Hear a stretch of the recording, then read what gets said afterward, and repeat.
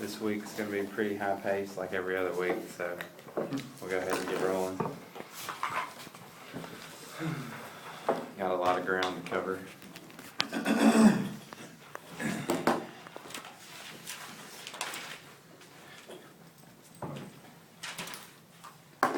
Alright, so you guys remember, let's see, last week I went ahead and talked about the things I've emphasized so far is that we're looking at the Torah here.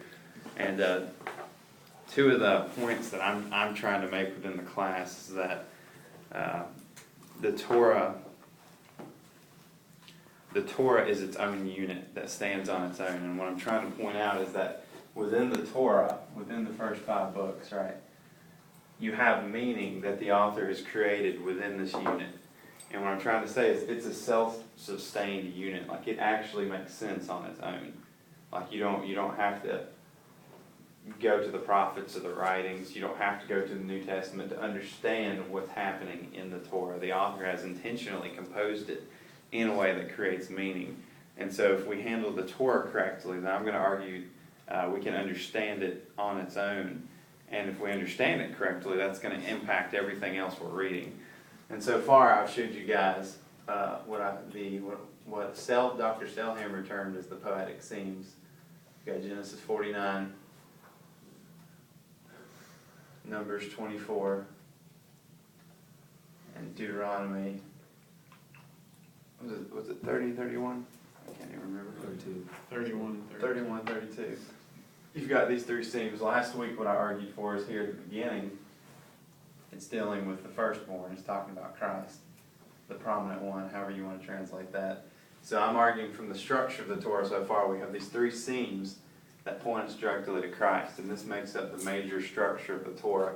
What we're going to hit today is what's called, I might need you to transliterate it. Do you know the transliteration stuff? Let me know what the word Toledot. I don't know how to, I'd have to. T. But what we're going to go over today is, how would you transliterate that? Do you know how? T-O-L-O. Well, yeah. I'm sorry. T-O-L-E. I can't spell out loud as well as I can. That's okay. That'll work. D-O-T. Is it T-H? No. Well, I mean, it doesn't. It don't matter. It's Something like toledot. that. Anyway, what we're going to look at today is what we call the toledot formula, and it makes up the first, really, all of Genesis is put together by this, and you guys are going to see how that works very shortly. Yeah, sure. Would you say this is a micro structure, whereas what you just showed us was the macro structure of the Torah? Yeah, it's definitely another branch that makes up the Torah. Yeah. It's not, like you said, it's not quite as big as far as it doesn't cover as much space, but it is definitely a huge issue. So, with that being said, turn to Genesis 2:4. We're going to start there.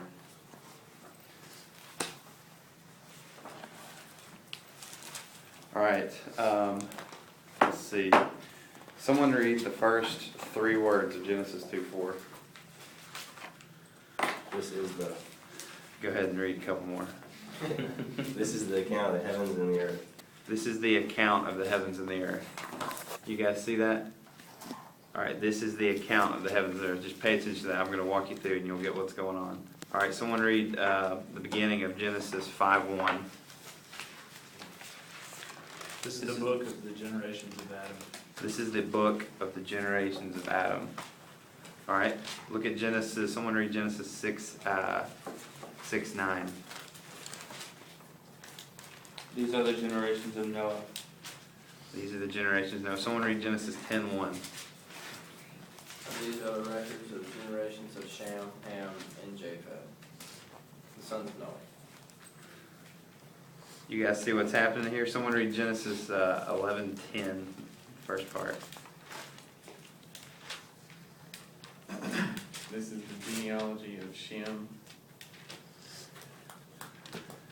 That's it. All right. That being said, someone read Genesis 25:12.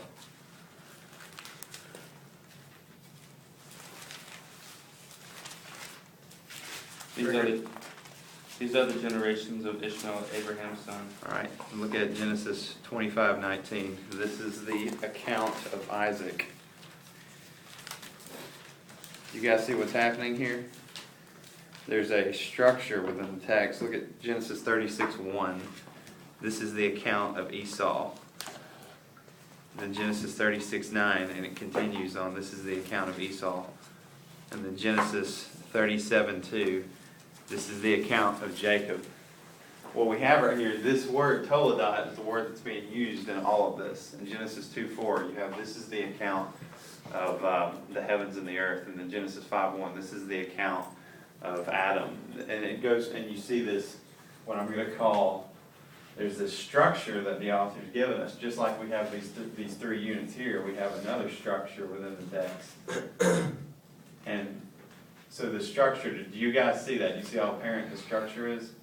Does toledot mean account, or this is? Yeah, it means it means the account of, or generations of. It can be either one. So the same word It's is the being- same words being used. So the Hebrew you pick up on, in English you're not going to see it quite the same because they'll translate it as account of or generations. But it's the same word being used by the author. It's from the root word to beget.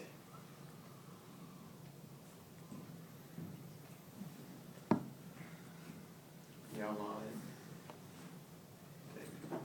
Probably going to have to make some more room here. We'll just go around and get what's going on. All right. With that being said, what happens from Genesis 1:1 to Genesis 2:3? We don't have a toledot, but what happens in Genesis 1:1 to 2:3? the account of creation. Yeah. Right. So you've got the creation. In Genesis 2:4, it begins it's like you have this huge picture of creation which happens, the universe, however you want to put that. Then right after that, Genesis 2:4, it goes into this is the account of the heavens and earth, and it focuses in. And now notice this one is we're going to label this. This is 1:1 to 2:3. Then the next toledot is 2:4 to 5:1. What happens in this toledot? You have the creation of man. You have man put in the garden. And what does man do in the garden? They sin. They fall. And what does it promise in Genesis 3:15? There's going to be a seed that's going to come, right? That's going to crush the head of the enemy. That's going to fix this mess. You have all of this that happens. You have man. You have the fall. You've got prophecy of a seed.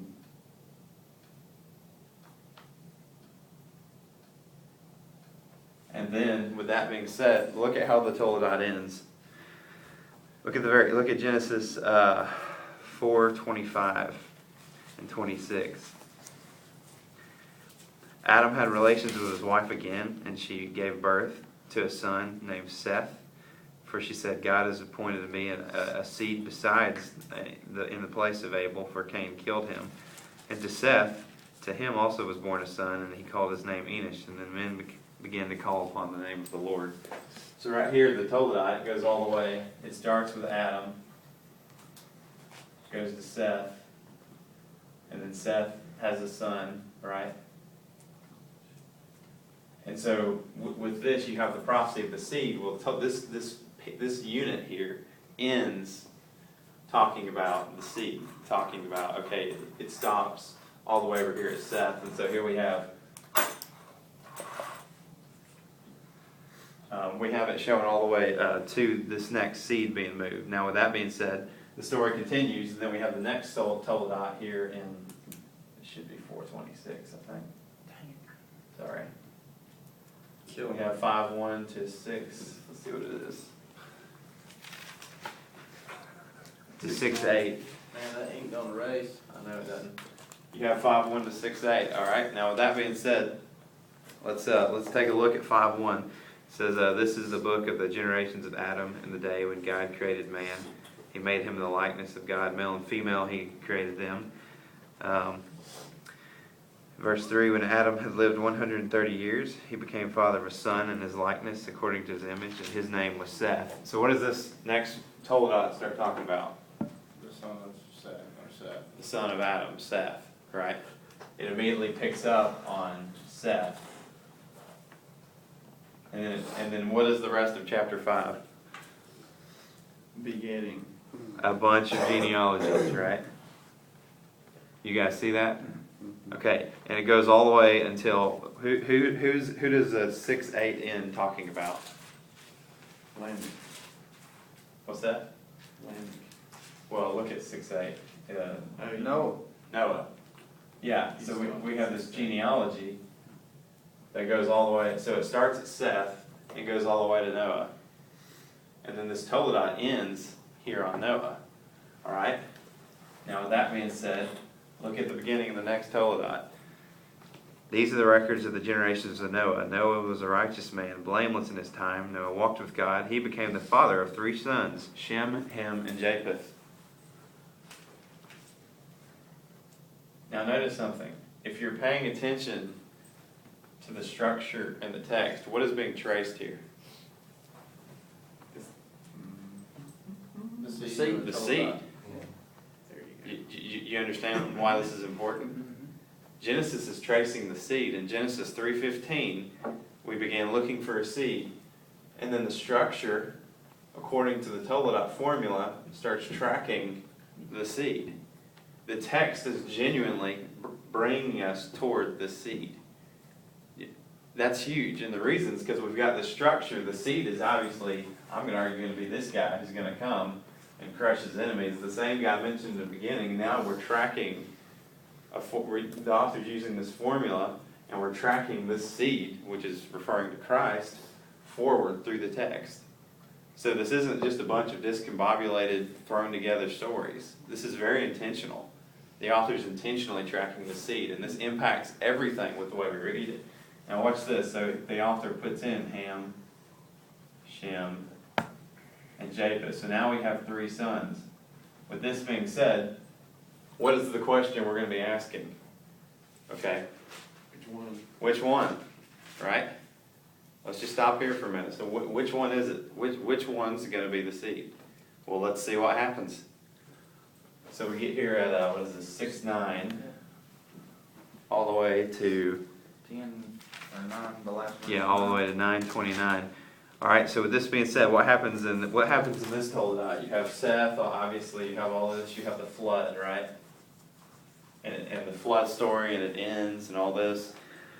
Let's look at the end of it. You get to the end of 9, and Verse 29. let's see, verse 29. And so all the days of Noah were 950, and he died. And so this toledot starts off about Noah, right? And so it shows his life and all this that happens, and he dies. Okay, and So hold on, the flood should come down in that. right here. No. Oh, No, pardon, it no, should you're be right. in the next Yeah, one. I'm sorry, you're right. Thank you, William. I'm sorry I'm making a mess this morning. But, yeah, so you have the flood here. And then Noah's story ends here. And then as soon as this one ends, in chapter 10, someone read the first verse of chapter 10. Now these are the records of the generations of Shem, Ham, and Japheth, the sons of Noah. And the sons were born to them after the flood, and sons were born to them after the flood. And so who does it focus in on? The 3 sons. All right? Can we pause right there for Yeah. just a second? I'm not trying to nitpick Go, your go. drawing there.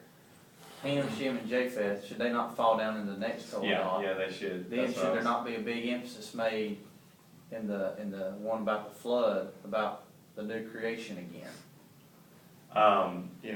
I would, but for the sake of what we're doing today, I'm trying to limit the details. But Okay. Yes. Just wanna make sure. no, there's a lot we're missing Okay. intentionally. I mean, Alright. I'm having to leave a lot out because Okay. we can only focus on so much in one class. Yeah.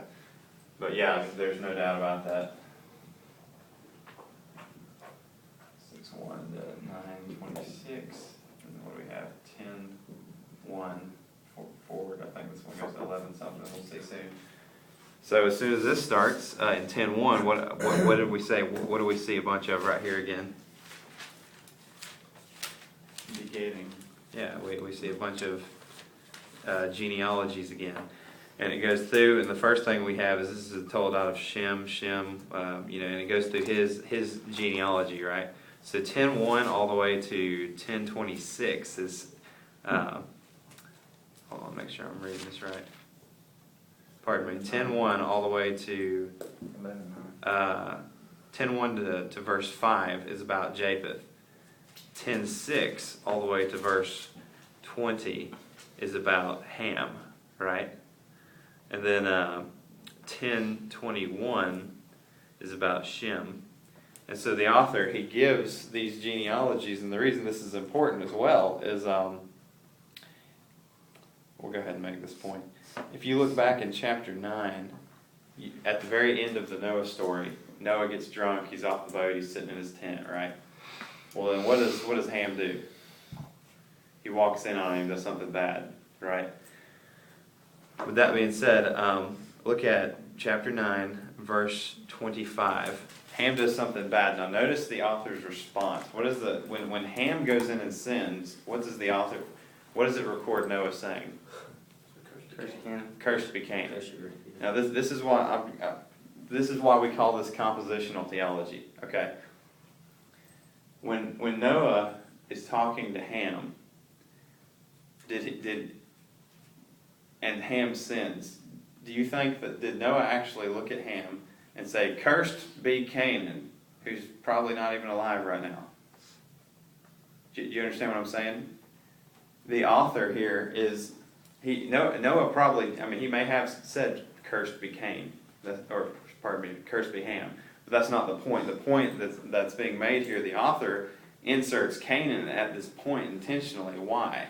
Within the structure of this whole text, why is Canaan important? Why is it important that we know that Canaan is cursed? She's going to be a big figure coming up in the text. Yeah, Canaan. Storyline.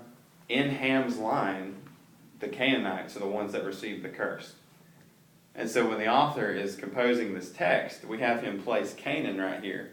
And it's telling us who exactly in Ham's line received this curse that went on Ham. You understand what I'm saying? He composed this text, so we see that. We see, hey, this curse hits Canaan. Right? He's the one out of all the sons that receives this curse. And with that being said, when you look at chapter 10, verse 6, you start going through the line of Ham. Who do we have born in, let's see, verse 15, I think. Looks like it might be, yeah, Canaan became the father of Sidon, first of Heth. In Ham's line, we have the Canaanites. And so in Ham's line, it has a whole list of people. You've got the Egyptians, you've got the Babylonians, you've got all these major players that are going to come out in the rest of the scripture being brought up right here in Genesis 10. It's like, the way I put it would be, you guys seen the Avengers? Mm-hmm. At the beginning of the movie, it starts bringing in all the superheroes, and it one by one it shows, Thor shows up, the Black Widow shows up, Iron Man these different characters are being introduced and brought into the scene. Well, right here we have in the line of Ham the major players: the Babylonians, Philistines, the Cushites, the Egyptians, the Canaanites. The author intentionally putting in the major players that are going to come back later on. You guys see what I'm talking about? They're all being introduced right here in this genealogy. And then the curse that's placed on Ham, the author's already showed us it's going to be on Canaan. We know that in 9:25, and then right here in chapter 10, here comes Canaan. He's born, way later. Okay? And so the author, that's the way he's composing meaning. We're trying to follow the details here. He tells us Canaan's cursed. Well, here we are, years later, Canaan's born. Okay? And the curse is obviously going to his unit. And throughout the rest of the Torah, you have Israel going to Canaan, the group that receives the curse.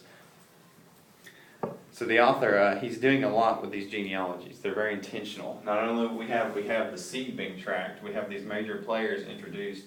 All three of these genealogies are given to us right here in chapter 10. And then in chapter 10, someone read chapter 10, verse 32. These are the families of the sons of Noah, according to the genealogies, by their nations, and out of these nations were separated on the earth after the flood. Why is that important? From these families, all the nations of the earth spread out. Okay? Soon to come in chapter 12, who gets blessed through Abraham? All the nations. What nations? The ones from these guys. So right here the author sets all the nations of the world in motion, where we have them, all of them come through these sons, and it's going to be these same nations, including Canaan, who receives the blessing as well. You guys see what I'm talking about here? The author, he's very intentional with what's happening. So he's ending this genealogy saying, hey, from these genealogies came everybody. And then chapter 11 is the story of the Tower of Babel begins, where God spreads them all over the earth. And I think it's also important to understand that it says God spread all the nations across the world in verse 32. Well, then what happens in chapter 11, verses 1 through 9? The nations get spread. Yeah. And so, it's preparing us for what's about to happen. Well, the spreading that it just talked about happens in chapter 11. He gives us that story where the nations are spread and divided. All right, with that being said, look at here. I guess this would be the way I'd table it right here. I would say from that to 11:8, I think. 11:9. From here to 11:9, then we have the genealogies, then we have the Tower of Babel. All right, then moves here. Now we just had a genealogy from Shem, Ham, and Japheth. We just had a long genealogy. What does chapter 11, verse 10 start out with?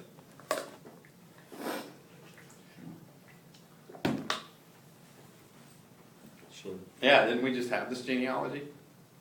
I thought we just heard that in chapter 10. So what's happening? What's the author showing us here? See, he's tracing the seed through Shem. Yeah, Shem. All right. You see, I mean, this is a very intentional structure, and what I'm trying to point out is you can see how the author has divided in these different units, and they're all stitched together. They're tracking the movement of the text. And he's communicating something huge to us here through this.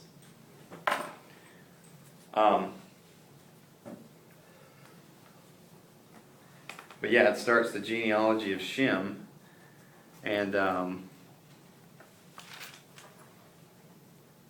it goes all the way to verse 26. Okay, now this is important. Someone read chapter 11, verse 26. Tell me why this is important.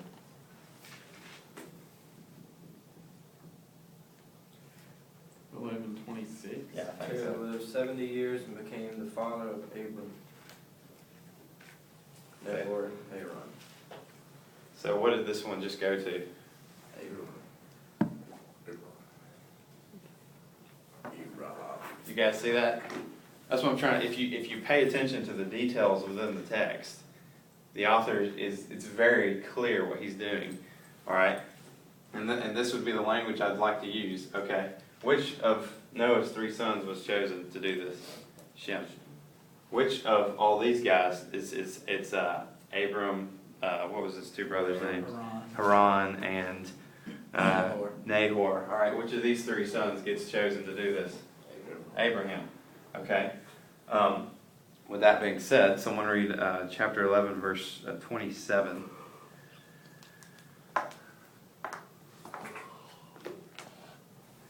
I want you guys, someone read verse 27. I want you. Now these are the records of the generations of Terah. Terah became the father of Abraham, Nahor, and Haran. Didn't the author just tell us that in verse 26? Why is he telling us that again? It's the beginning of a new unit. You understand what I'm saying? He just told us that in verse 26. So is he repeating himself? No, we have the next toledot. And so he's beginning the next toledot right here with Abram. That's why it's being repeated. Same thing if you saw earlier with Noah. At 6:8 it says Noah found favor in the eyes of the Lord. And then it ends. And then 6:9 begins. Now Noah was a righteous man on the planet. This is the account of Noah. Noah's a righteous man. You can see where each unit is ending. You know, this unit ends here in 11:26, picks back up, repeats the same thing, and goes on with Abram. All right, and one of the reasons this is so, you guys will check this out. So this story begins here with Abram, right? Guess when the next toledot is? Chapter 20, what did I say, 26, 25? And we were at 25 maybe. Ishmael and Isaac. 25:12. Yeah. 25:12. All right, now watch this. 25:12. Hold on a sec.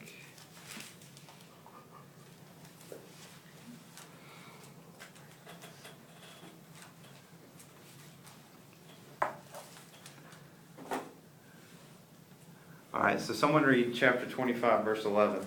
Tell me what happens in there. Came about after the death of Abraham, that God blessed his son Isaac, and Isaac lived by Beer Lahai Roi. Yeah. So right here, you have 12 chapters in this one unit. Okay? And the whole unit is about what guy? Abraham. And what happens at the end of it? He dies. Yeah. Right? You guys see that? This whole unit is about Abraham, then he dies. Then someone read verse 12 for us in chapter 25. Now this is the genealogy of Ishmael, Abram's son, whom Hagar the Egyptians, Sarah's maidservant, bore to him. Now watch this. This is very pivotal to understand. All right, so who does it bring up? Ishmael, right? Watch this. It brings up Ishmael, and look at here. Let's just read it. These are the generations of Ishmael, Abraham's son, whom Hagar the Egyptian, Sarah's handmaid, bore to Abraham, and these are the names of the sons of Ishmael by their names in order of their birth: Nehoth, the firstborn of Ishmael, and Kedar, and Abdil, and Mizbam, and Demal, and Masah. And it goes through these names. Verse 16. These are the sons of Ishmael. These are their names by their villages, by their camps, 12 princes according to their tribes. These are the years of the life of Ishmael, 137.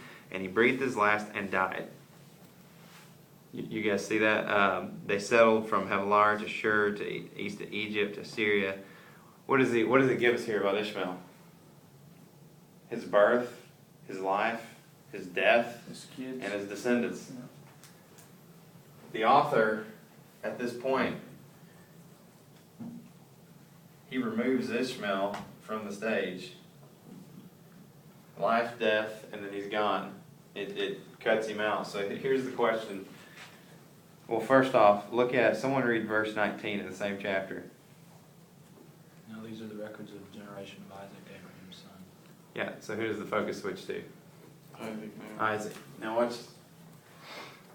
So you have, it starts off, and we're watching this movement here. It goes from Adam to Seth to Noah to Shem, Abram. Now watch this. Within the text, so Abram has how many sons? 2.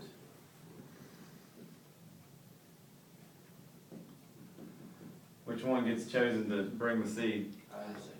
Alright, this guy's out. And right here, the author removes him from the stage. So what was that? 18. 18. Right? 18. And then right here, in 25:19,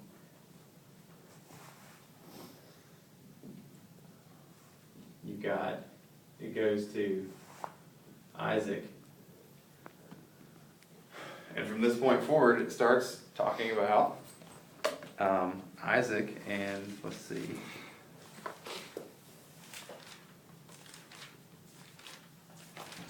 How many sons does Isaac have? 2. 2 sons. So now you've got Isaac, and in this toledot, he has 2 sons. He has Esau and Jacob. All right. With that being said, turn to chapter 36, verse 1. Is someone read that for us?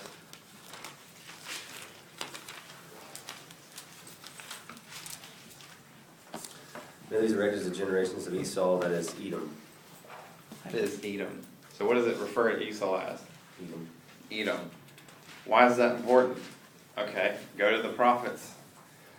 What does the nation of Edom often gets referred to as who in the prophets? They call Edom Esau. In the prophets you have Edom, you know, this, and that. Esau, you shall such and such. Right here the author's telling us Esau is Edom. Edom's representing Esau. And he's given us that detail. And we have right here where it goes in chapter 36, 1 through 8, and it tells the short story of Esau and what happens to him. All right, and so you have the short story with for Esau. The author is. Let's see.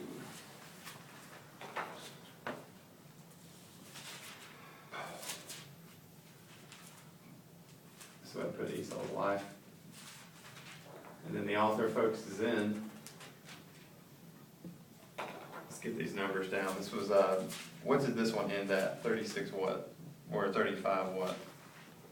29. 35, 29. And then you have 36, 1 through 8, I think. Is it through 8? Is it 36:1 through 36:43. Well, it has another one right after it. Look at 9. Yeah, eight's where it's in. Yeah, 8, 36, 8. And so it gives his life, and then after that, it spends a long time tracking in the next toledot. Someone tell me what the next toledot's about. 36, 9 forward. The Edomites. Yeah, it goes through Esau's descendants. It goes through the Edomites. So you think these guys are probably going to be important at some point? Amalek will, for sure. Oh, yeah.